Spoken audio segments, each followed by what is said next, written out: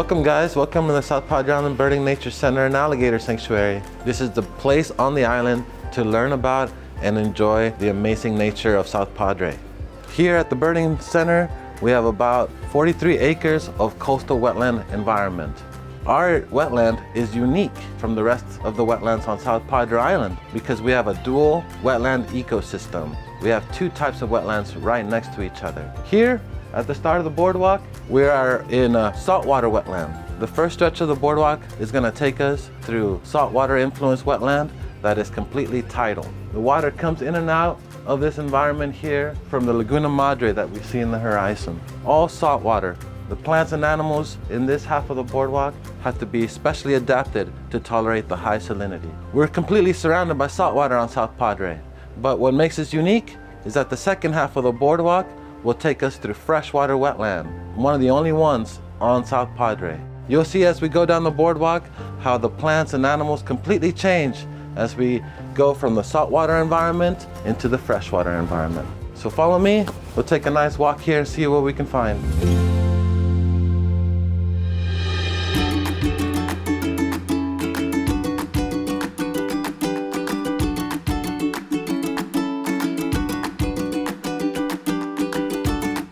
Here we are at the Laguna Madre, guys.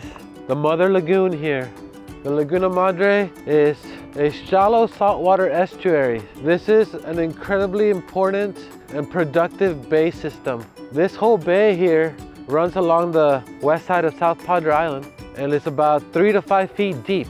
Very, very shallow. Because it's so shallow, it allows for a few things to happen that make productivity immense. All along the bottom of the Laguna Madre are masses of seagrass beds that cover the bottom like a carpet. And in those seagrasses are the base of the food chain. That is the habitat. Those seagrasses are a nursery site to an immense diversity of fish, shrimp, and other sea life. If it was deeper out here, the sun wouldn't be able to reach the bottom and we wouldn't see the seagrasses growing. Because it's shallow and the sunlight can reach the bottom, the seagrass is able to grow. That is the main habitat here in the Laguna Madre, the seagrass beds. Here along the saltwater side of the boardwalk, the plants here have to be especially adapted to tolerate the high salinity in the water and in the air and in the soil. Not all plants can tolerate the high salinity here. So this landscape is mainly dominated by two different kinds of plants. Black mangrove kind of grows like a tree here in this subtropical climate. We have a mangrove forest here. Black mangroves are pretty special. They provide a lot of nesting habitat and shelter and food for wildlife. They have thick leathery leaves that help them push out salts so they can better live in this coastal wetland. Also, they have these amazing roots that help them breathe here in the intertidal zone. Here along where the tide line is, soil is waterlogged, there's no oxygen in it. These mangrove roots need oxygen, so they have these special roots called pneumatophores that they push out of the mud like a snorkel so that they can breathe. Another plant that dominates the landscape here in the salt marsh is saltwort. Saltwort is a low-growing succulent plant, one of the only plants that can actually grow out in the salty mudflats. They have small succulent leaves that retain water really well, even in these salty environments. And they also have a long taproot that helps them reach fresh water deep in the soil. Pretty barren out on that mudflat, these salt marsh habitats are some of the most productive environments on the planet.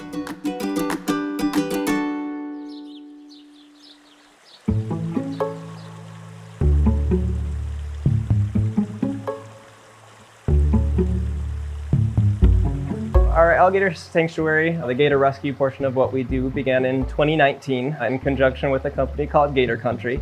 So they're an alligator rescue and sanctuary. So what we do is we provide a place for alligators to stay who have been abused, or more often than not, we rescue nuisance alligators from the wild, which are usually alligators that have been fed by someone while they were in the wild, and as such they have been deemed a threat to human life. So the alternative for those animals is to be put down, so we give them an alternative to that by bringing them to a sanctuary and letting them spend the rest of their lives with us. So we wanted to introduce you to Miss Judith. Judith is one of our rescue alligators here. It's an unfortunate situation. She was actually reported to us in early January. Someone in Esterellano Grande State Park had spotted it. They estimated to be a 4-foot alligator with its mouth taped shut. So we were right on it. We got a hold of Texas Parks and Wildlife, got permission from everyone, went out there January 6th to go and get her. It was quite a process, involved kayaks and brooms for paddles and all kinds of crazy stuff. But once we captured her, we got her to shore and started to untape her and immediately noticed that the situation was much worse than we had previously anticipated. Upon removing that tape, we noticed that her jaws were completely misshapen.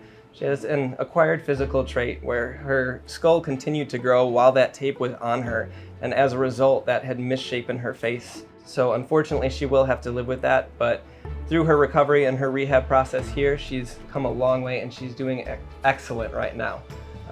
So once we got her eating again, that was a massive step in the road to this alligator's recovery. So I think people come here for all different kinds of reasons. So we see so many different walks of life come through here. The young, the elderly, different people from all over the country, from different countries. Everyone is brought here for a different reason, whether that's the birds, the coastal wildlife, or the alligators themselves.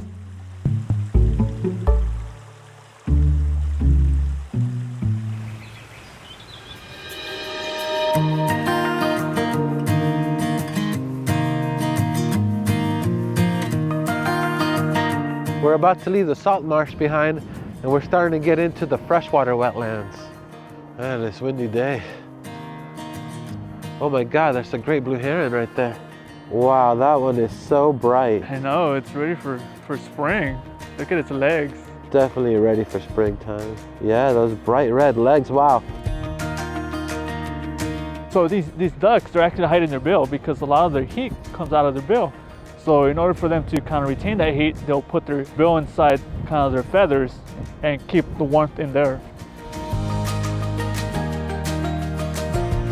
What we want to do here, we want kids to pretty much get educated and take that knowledge home for them to kind of spread the word of what we're doing here, and for them to teach other kids and teach their parents, teach their family members about what we do here and pretty much try to protect this beautiful place. Our big takeaway from all of this is learning how to interact in the environment in a safe and healthy way, both for yourselves, ourselves, and for the environment itself. We don't need to be so hands-on. We don't need to be inserting ourselves in here, but no matter what we do, we have an effect on the environment around us. And it is our responsibility as naturalists, as people who are passionate about wildlife, to ensure that the effect that we have on that wildlife is positive.